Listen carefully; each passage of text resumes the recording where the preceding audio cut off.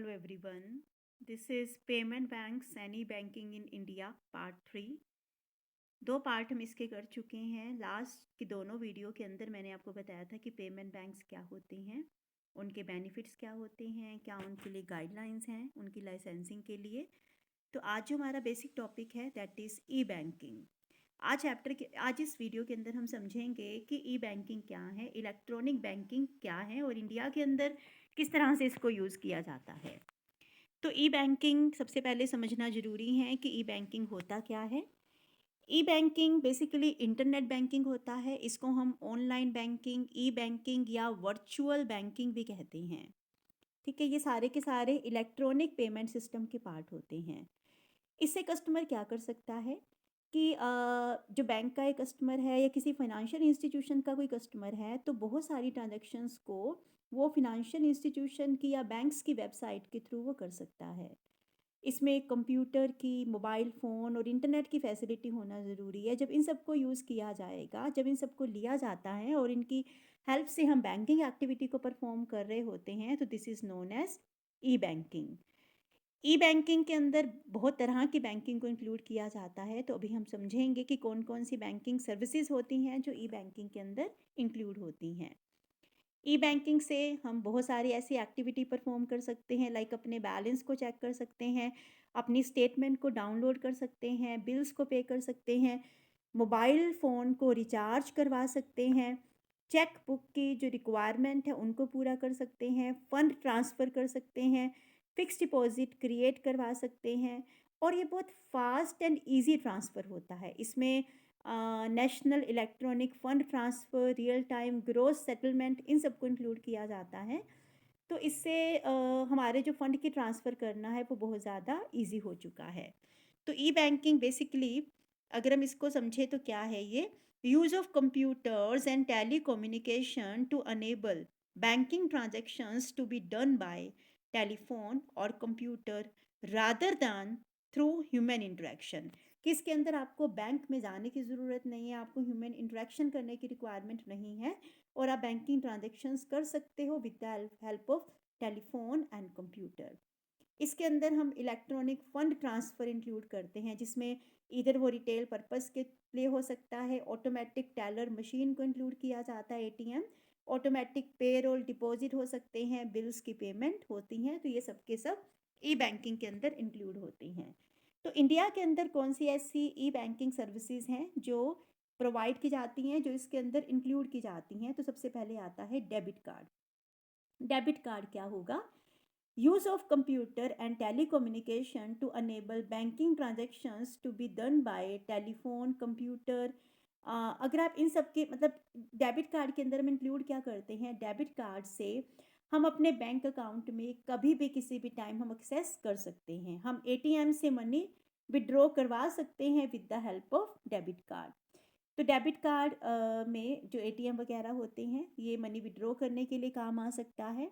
लेकिन इसके लिए रिक्वायरमेंट क्या होती है कि हमारे अकाउंट के अंदर सफिशिएंट बैलेंस अवेलेबल होना ज़रूरी है। हम गुड्स जो हमने खरीदी हैं या सर्विसेज हमने अवेल करी है, तो हम अपने डेबिट कार्ड को स्वाइप करके और पिन को एंटर करके सेल के पॉइंट ऑफ टाइम पर ही हम उसकी पेमेंट कर सकते हैं। Debit card online purchase transactions के लिए भी उसका यूज़ किया जा सकता है। यूटिलिटी बिल्स को पे करने के लिए हो सकता है, जैसे इलेक्ट्रिसिटी का बिल है, वाटर बिल है। डेबिट कार्ड का यूज़ करके हुए हम ये सारी जो पेमेंट है वो कर सकते हैं। इसके बाद सेकंड जो सर्विस है ई बैंकिंग के अंदर इंक्लूड की जाती है, that is credit card. Credit card एक छोटा सा प्लास्टिक का कार्ड होता है। इसकी हेल्प से हम क्या कर सकते हैं कि किसी पर्सन को अलाउ करता है ये कि बिना मनी का यूज़ किए हम गुड्स एंड सर्विसेज को अवेल कर सकते हैं।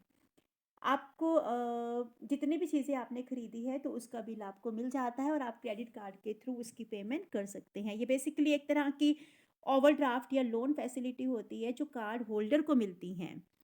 क्रेडिट कार्ड कस्टमर को प्रिस्क्राइब्ड लिमिट तक जो भी उसको बैंक ने अथॉरिटी दी है, तो वहाँ तक वो परचेज़ कर सकता है। क्रेडिट कार्ड होल्डर को बैंक के अंदर एक प्रिस्क्राइब टाइम के अंदर परचेज करने के बाद अमाउंट को डिपॉजिट करवाना होता है। इसमें हम क्रेडिट कार्ड को स्वाइप करके और पिन को एंटर करके पॉइंट ऑफ परचेज़ के टाइम पर ही हम पेमेंट कर सकते हैं। इवन हमारे बैंक अकाउंट के अंदर वो उतना पैसा होता भी नहीं है। तो इसका यूज़ हम एटीएम से विड्रॉ करने के लिए भी कर सकते हैं। Credit card and debit card दोनों को ही हम प्लास्टिक मनी की कैटेगरी में लेते हैं। फिर आता है automated teller machine, ATM. ATM क्या है? एटीएम एक मशीन है जिसके अंदर आप अपना प्लास्टिक कार्ड अंदर इंसर्ट करते हो और आपकी बैंक अकाउंट से आपका पैसा बाहर आ जाता है। तो ये इलेक्ट्रॉनिक बैंकिंग आउटलेट होता है। इस मशीन में कस्टमर मनी विड्रॉ कर सकता है, मनी डिपॉजिट कर सकता है, बिल की पेमेंट कर सकता है, फंड ट्रांसफ़र कर सकता है और अपने बैंक बैलेंस की स्टेटमेंट ले सकता है। उसको ह्यूमन इंटरेक्शन करने की रिक्वायरमेंट नहीं होती हैं। एटीएम की फैसिलिटी 24/7 आवर्स अवेलेबल होती हैं। एटीएम बूथ पर आप जाकर मनी विड्रॉ कर सकते हो और इसमें बैंकिंग फैसिलिटीज़ आपको वहाँ पर अवेल हो जाती हैं। इसमें डेबिट कार्ड, क्रेडिट कार्ड किसी का भी यूज़ किया जा सकता है और एटीएम के जो नेटवर्क होते हैं मतलब बहुत ज़्यादा इनकी कवरेज होती हैं। आप अगर आपका अकाउंट किसी पर्टिकुलर बैंक के अंदर है तो आप किसी और के एटीएम से भी मनी विड्रॉ कर सकते हो और आपके पास जो एसएमएस अलर्ट है वो आपके पास साथ के साथ आ जाता है।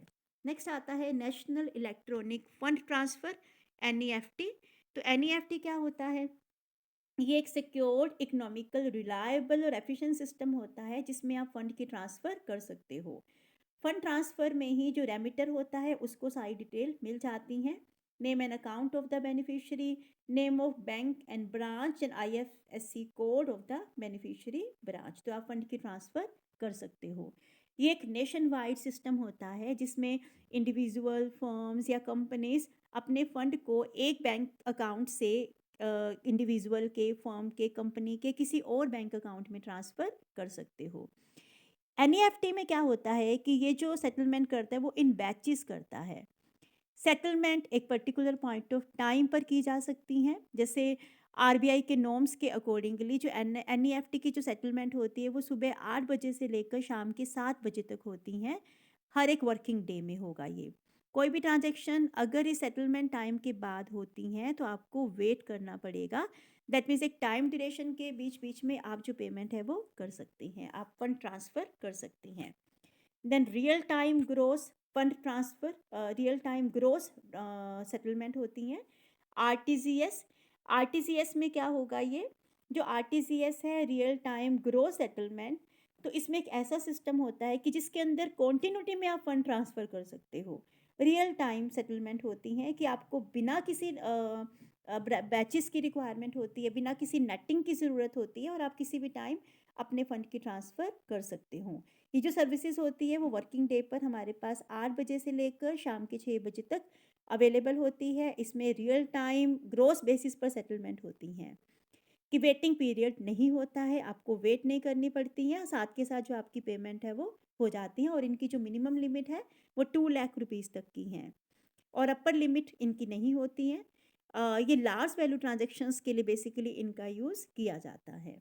अभी जितने सारे बैंक्स हैं जो बैंक ब्रांचेज़ हैं उनके अंदर ये आरटीजीएस वो अनेबल्ड नहीं है। सिर्फ जो कोर बैंकिंग सिस्टम होता है, जो कोर ब्रांचेज़ होती हैं, जो कोर बैंकिंग सिस्टम है कि जो एक सेंट्रल बैंक के साथ जुड़े हुए हैं, तो वो इस फैसिलिटी को अवेल कर सकते हैं। तो ये रियल टाइम ग्रॉस सेटलमेंट होता है। नेक्स्ट आता है mobile banking.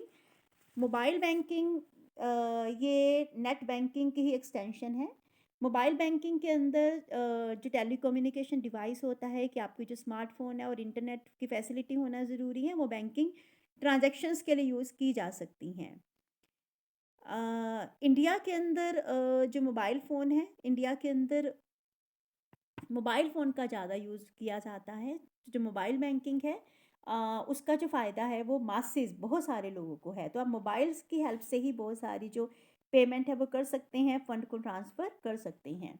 Then tele banking, इसमें कस्टमर क्या कर सकता है, ट्रांज़ैक्शन नहीं होगा, रादर इसमें क्या होगा कि जो भी आपकी लेटेस्ट ट्रांज़ैक्शन है तो आप फ़ोन्स के ज़रिए आप उस ट्रांज़ैक्शन के बारे में इन्फॉर्मेशन कलेक्ट कर सकते हो। आपके बैंक का जो बैंक बैलेंस है वो आप चेक कर सकते हो।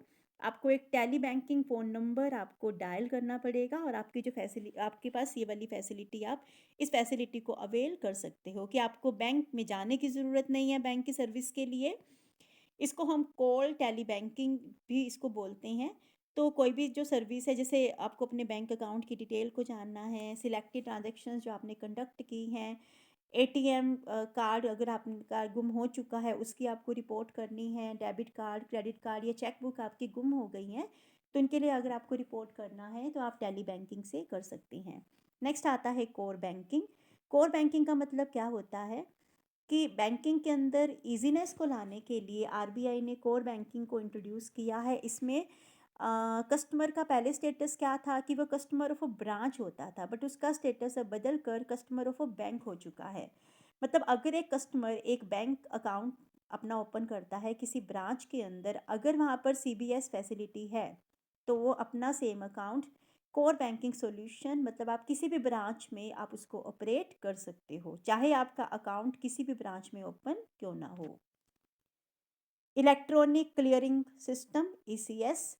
इलेक्ट्रॉनिक क्लियरिंग सिस्टम ये यूटिलिटी बिल वगैरह को पे करने का एक ऑल्टरनेटिव मेथड होता है। जैसे टेलीफोन बिल आपको पे करने हैं, इलेक्ट्रॉनिक बिल पे करने हैं, इंश्योरेंस प्रीमियम आपको पे करना है, कार्ड्स की पेमेंट आपको करनी है, लोन को रीपे करना है। इसमें आपको करना क्या पड़ेगा, इसमें जो पेपर इंस्ट्रूमेंट वगैरह होते हैं, मतलब आपको पेपर इंस्ट्रूमेंट को इशू करना होता है। इसमें बैंक आपको सर्विसेज प्रोवाइड करता है कि आपके बिहाफ पर वो मनी को कलेक्ट कर लेता है।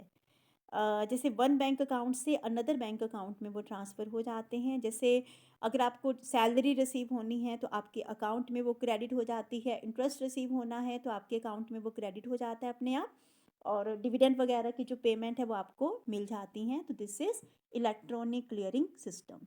तो ये सारी ऐसी सर्विसेज हैं जो ई बैंकिंग के अंदर इंक्लूड की जाती हैं। अब हम बात करेंगे बेनिफिट्स ऑफ ई बैंकिंग। तो ई बैंकिंग के जो बेनिफिट है वो सबसे पहले कस्टमर को क्या क्या बेनिफिट हो सकते हैं। इनके बेनिफिट कस्टमर्स को होते हैं, इकोनॉमी को हो सकते हैं, बैंक्स को हो सकते हैं। तो कस्टमर को क्या बेनिफिट है, सबसे पहले तो जो सर्विसेज है 24/7 आवर्स अवेलेबल होती हैं। आपको अकाउंट की इन्फॉर्मेशन बड़ी इजीली मिल जाती हैं। आप किसी भी टाइम अपने अकाउंट के बैलेंस को चेक कर सकते हैं। आप यूटिलिटी बिल्स को पे कर सकते हैं। आपने गुड्स एंड सर्विसेज को ख़रीदा है तो आप साथ के साथ पेमेंट कर सकते हो, डेबिट कार्ड, क्रेडिट कार्ड को स्वाइप करके और पिन को फिल करके। आपको अपने साथ कैश को कैरी करने की रिक्वायरमेंट नहीं होती है। आप एक अकाउंट से दूसरे अकाउंट के अंदर ईजिली फ़ंड को ट्रांसफ़र कर सकते हैं। आप एटीएम से ईजिली कैश को विड्रॉ कर सकते हैं। तो ये जो बेनिफिट है वो कस्टमर को होते हैं। अब बैंक्स को क्या क्या बेनिफिट हो सकते हैं, इससे एक तो कॉस्ट रिड्यूस हो गई है। कॉस्ट को रिड्यूस करने का मतलब क्या, कि कस्टमर को जो सर्विसेज पहले बैंक को देनी पड़ती थी अपने बिहाफ पर, तो अब वो ज़रूरत नहीं है। ई बैंकिंग में कस्टमर अपने यहाँ बैंकिंग सर्विसेज में पार्टिसिपेट करता है, तो बैंक के एम्प्लॉय का जो वर्कलोड है वो कंपैरेटिवली कम हो चुका है। पेपर वर्क कम हो गया ई बैंकिंग की वजह से। अब जो पासबुक की एंट्रीज वगैरह हैं तो वो रजिस्टर जो पहले मेंटेन्ड होते थे अब वो नहीं होते हैं। रजिस्टर को स्टोर करने की रिक्वायरमेंट नहीं होती है, सारा का सारा जो डेटा है वो सारा कंप्यूटर में सेव्ड होता है। Use of plastic money, debit card, credit card के प्लास्टिक मनी प्रमोट हुई हैं इनका यूज़ करना, इससे जो पेपर मनी है उसका यूज़ होना कम हो चुका है। तो सेंट्रल बैंक को भी कम पेपर मनी को प्रिंट करना पड़ता है। कॉम्पिटिटिव एडवांटेज, ई बैंकिंग फैसिलिटीज़ क्या होती है, बैंक को दूसरे बैंक्स के कंपैरेटिवली एक कॉम्पिटिटिव एडवांटेज प्रोवाइड करती हैं। तो ई बैंकिंग से मतलब जो कस्टमर होते हैं तो लॉयल कस्टमर बन जाते हैं अगर एक बैंक कॉम्पिटिटिव एडवांटेज प्रोवाइड करता है। बैंकिंग सर्विसेज का एक्सपेंशन भी हुआ है, इवन उन एरियाज़ में भी बैंकिंग सर्विसेज आज की डेट में अवेलेबल हैं जो बहुत बैकवर्ड एरियाज़ हैं। इससे जो बैंक के जो कस्टमर मतलब बहुत ज़्यादा इंक्रीज़ हो चुके हैं। इकोनॉमी को क्या बेनिफिट हो सकता है, सबसे पहला तो है कि इकोनॉमी को क्या-क्या बेनिफिट है, फाइनेंशियल इंक्लूजन, कि बहुत सारी ऐसी पॉपुलेशन है जिसको ई बैंकिंग की वजह से फाइनेंशियली मतलब उनको बैंकिंग सर्विसेज में उनको इंक्लूड किया गया है। ई बैंकिंग से ग्रोथ हुई है, एफिशिएंसी को भी प्रमोट किया गया है। बैंकिंग फैसिलिटीज़ हर एक सेक्टर, हर एक सेक्शन के इकोनॉमी को मिली हैं, डोर स्टेप्स पर वो अवेलेबल हैं। डिजिटल ट्रांज़ैक्शंस, इससे डिजिटल ट्रांज़ैक्शंस की वजह से जो ब्लैक मनी वगैरह है, जो मनी लॉन्ड्रिंग वगैरह होता था वो अब नहीं है। पेपर करेंसी के ऊपर डिपेंडेंस हमारी कम हो चुकी है और सेंट्रल बैंक को कम नोट इश्यू करने होते हैं। पेपर सेव तो होता ही है, डिजिटल ऑनलाइन ट्रांजैक्शंस हैं तो पेपर की तो ज़रूरत होती नहीं है। तो ये एडवांटेजेस हैं जो किसी ऑनलाइन बैंकिंग के कस्टमर को, बैंक्स को और इकोनॉमी को हो सकते हैं। अब हम लास्ट में बात करेंगे कि जो ई बैंकिंग सिस्टम है इसकी क्या क्या लिमिटेशंस हैं। तो जो सबसे पहली लिमिटेशन है that is lack of trust. Customer का कई बार ई बैंकिंग में ट्रस्ट कम होता है, वो अपनी पर्सनल डिटेल कई बार शेयर करना थोड़ा उससे हेजिटेट करते हैं, जैसे अपना मोबाइल नंबर है, आधार नंबर है, आईडी कोई यूज़र आईडी उनकी होती हैं, डेबिट कार्ड, क्रेडिट कार्ड की डिटेल करना वो थोड़ा अवॉइड करते हैं, हेजिटेट करते हैं। Second one, rise of hacking and cyber crime.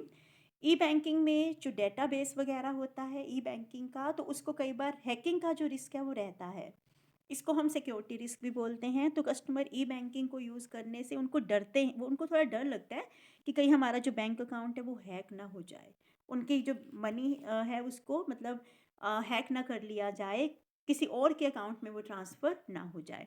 Less internet penetration, rural areas में बहुत कम ऐसे लोग हैं जिनके पास इंटरनेट की फैसिलिटी अवेलेबल होती हैं। रिमोट एरिया में वैसे तो इंटरनेट कनेक्शन है, लेकिन जो सिग्नल हैं, सर्वर वगैरह वहाँ होते हैं तो वो काफ़ी वीक होते हैं। Difficulty to less educated person, e banking transaction सिर्फ लिटरेट पर्सन इनका यूज़ कर सकते हैं, क्योंकि उनको इंग्लिश लैंग्वेज की नॉलेज होना ज़रूरी है, और क्योंकि इंडिया के अंदर तो बहुत ज़्यादा इलिटरेसी है, बैकवर्ड रूरल एरियाज़ के अंदर, तो इससे ई बैंकिंग की जो ग्रोथ है वो उतनी ज़्यादा नहीं हो पा रही है। लोगों को तो ये भी नहीं पता होता कि कंप्यूटर कैसे ऑपरेट करना है, मोबाइल फ़ोन में कैसे ई बैंकिंग सर्विसेज को वो अवेल कर सकते हैं। इम्पर्सनल ई बैंकिंग सर्विसेज में कस्टमर और बैंक की फ़ेस टू फ़ेस इंटरेक्शन नहीं होती हैं। कस्टमर जो बहुत ज़्यादा कंफर्टेबल होते हैं फ़ेस टू फ़ेस इंटरेक्शन में, तो उनको वो ई बैंकिंग को वो अवॉइड करते हैं। हैवी इंस्टॉलेशन कॉस्ट, ई बैंकिंग को अगर हमें इंस्टॉल करना है तो उसकी जो कॉस्ट होती है वो भी बहुत ज़्यादा होती है। इंस्टॉलेशन कॉस्ट जो है, बैंक को बहुत ज़्यादा कॉस्ट को बियर करना पड़ता है, वेबसाइट डिज़ाइन करनी पड़ती है, तो इनके ऊपर भी काफ़ी ज़्यादा जो कॉस्ट है वो उसको बियर करना पड़ता है। तो इस लेक्चर के अंदर हमने समझा कि ई बैंकिंग क्या होता है और इसके क्या बेनिफिट्स हो सकते हैं और इसकी क्या लिमिटेशन है। So this is the end of the topic. I hope आपको ये टॉपिक समझ में आया होगा। Thanks for watching the video.